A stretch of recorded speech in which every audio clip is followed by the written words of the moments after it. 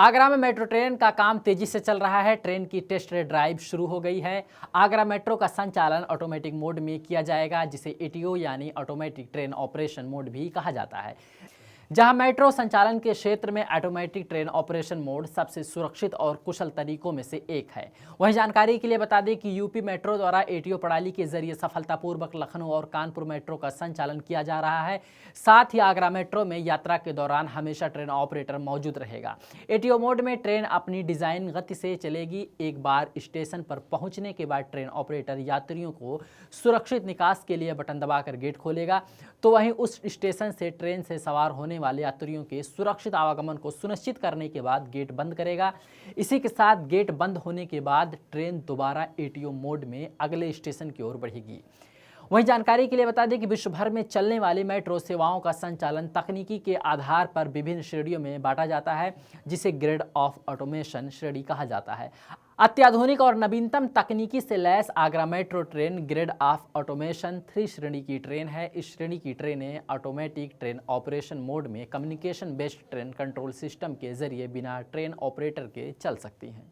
सीतापुर में हिंदू संगठन के कार्यकर्ताओं ने आज हिंदू लड़कियों को जागरूक करने के लिए द केरला स्टोरी मूवी को फ्री में दिखाने का फैसला लिया है।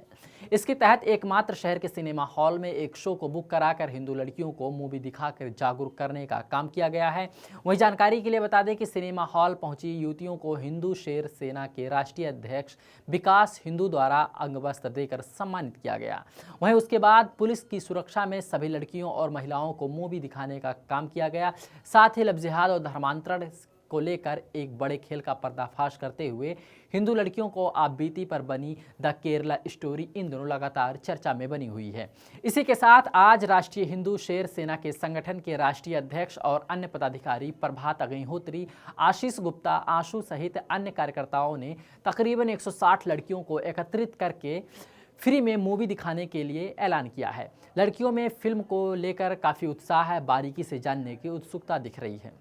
मेरठ से प्रयागराज तक प्रस्तावित 17,000 करोड़ रुपए की लागत की 594 किलोमीटर लंबे लेन वाला गंगा एक्सप्रेसवे देश का सबसे लंबा एक्सप्रेसवे है, जिसका बदायूं से प्रयागराज तक 464 किलोमीटर तक कंस्ट्रक्शन हो रहा है। वहीं बदायूं से हरदोई तक 151.7 किलोमीटर, हरदोई से उन्नाव तक 155.7 किलोमीटर और उन्नाव से प्रयागराज तक 157 किलोमीटर का 3 चरणों में निर्माण करने वाला है, जिसे 8 लेन तक बनाया जाएगा। जहां पर्यावरण फ्रेंडली यह गंगा एक्सप्रेसवे 12 जिलों में होते हुए गुजरेगी। ये एक्सप्रेसवे मेरठ से शुरू होकर हापुड़, बुलंदशहर, अमरोहा, संभल, बदायूं, शाहजहांपुर, हरदोई, उन्नाव, रायबरेली, प्रतापगढ़ से होते हुए प्रयागराज पर समाप्त होगा।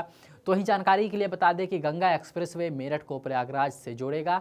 डिज़ाइन, निर्माण, वित्त संचालन के आधार पर लागू होने वाला यह भारत का सबसे लंबा एक्सप्रेसवे है।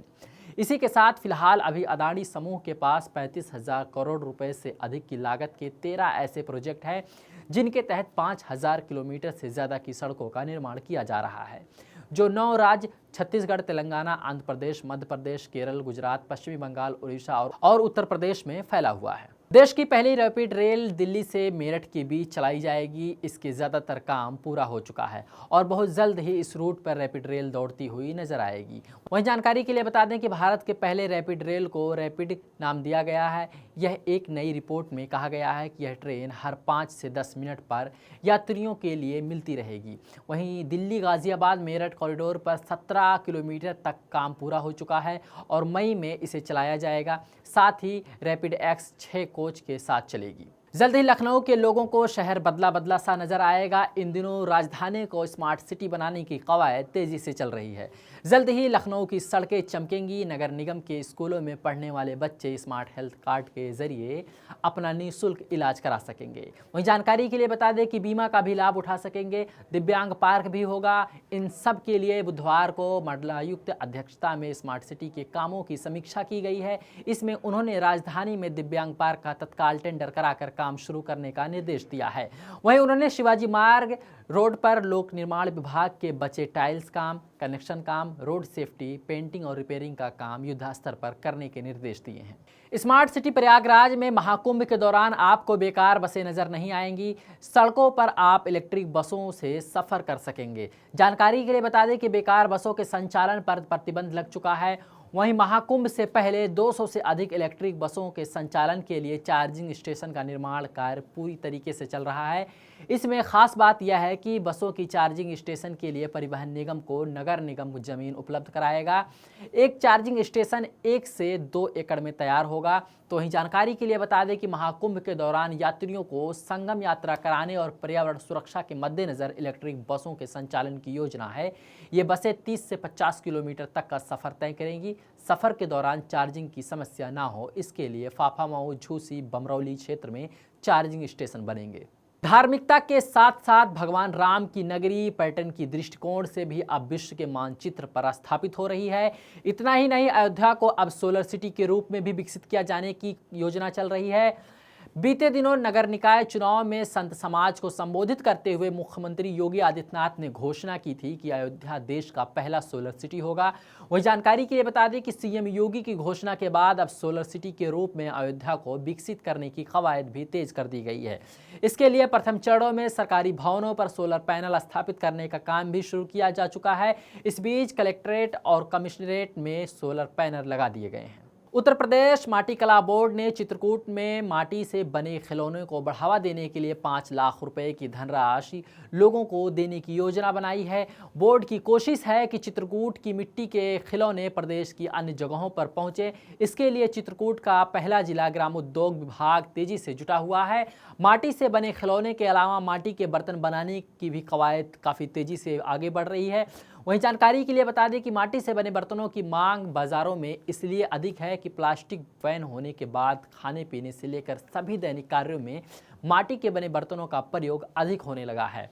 माटी कला में खिलौना निर्माण के अलावा घरेलू उत्पाद के रूप में घड़ा, सुराही, जग, कुल्हड़, गिलास, कटोरी, अचार दानी, डोंगे इत्यादि हैं। उत्तर प्रदेश नगर निकाय चुनाव के नतीजे 13 मई को आने वाले हैं। झांसी नगर निगम क्षेत्र में रहने वाले लोगों को भी उनके नए पार्षद और महापौर मिल जाएंगे, लेकिन नतीजे आने से पहले ही नगर निगम ने अपने नए पार्षदों और महापौर के लिए तैयारियां शुरू कर दी है।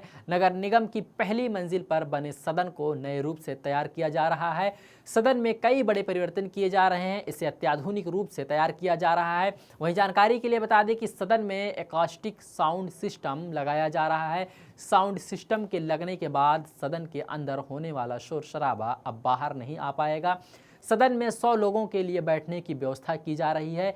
सीटों को अधिक कंफर्टेबल बना दिया गया है। हर टेबल पर माइक लगाए जा रहे हैं। सदन में बैठने वाले पार्षदों को किसी भी प्रकार की असुविधा का सामना ना करना पड़े, इस बात का विशेष ध्यान रखा जाएगा। सदन में बने मंच को भी बड़ा और बेहतर बनाया जा रहा है। साथ ही नगर निगम सदन हॉल ज़्यादा पुराना नहीं है। साल 2015 में महापौर रही किरण राजू बुक सेलर ने यह नया सदन बनवाया था।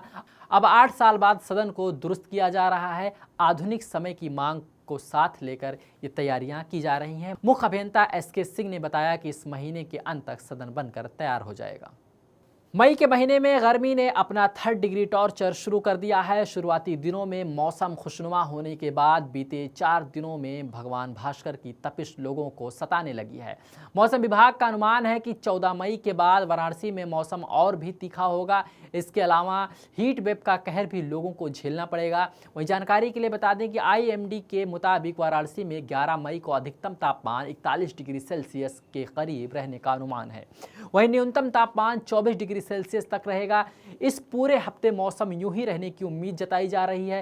साथ ही 10 मई को भी वाराणसी में गर्मी को लेकर लोगों का हाल बेहाल हो रहा है, जहां मौसम विज्ञानी प्रोफेसर ने बताया कि अब आने वाले कुछ दिनों तक गर्मी यूं ही लोगों को परेशान करेगी। साथ ही बताया जा रहा है कि 14 मई तक तापमान 2 से 3 डिग्री सेल्सियस तक बढ़कर 14 डिग्री सेल्सियस तक पहुंच सकता है। साथ ही बताया जा रहा है कि 14 मई तक तापमान 2 से 3 डिग्री सेल्सियस तक बढ़कर 44 डिग्री सेल्सियस तक भी पहुंच सकता है।